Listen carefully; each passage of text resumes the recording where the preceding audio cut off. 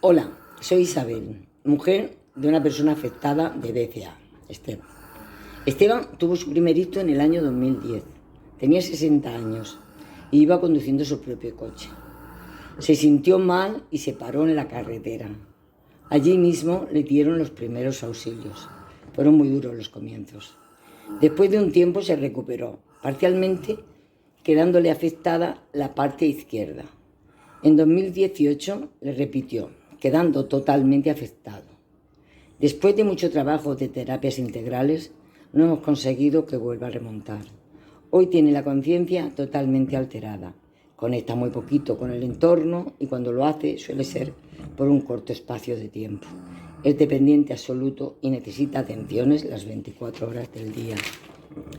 Nosotros pertenecemos a la Asociación de Daño Cerebral Acervega, desde su comienzo en el año 2012. Gracias a ella se nos hizo mucho más llevadero las consecuencias de la enfermedad. Allí encontramos apoyo moral y terapéutico, tanto para el afectado como para la familia. Tanto las terapias como el contacto con otras familias que sufren la misma situación que nosotros nos hacen llevar mejor la enfermedad. Gracias, Acervega.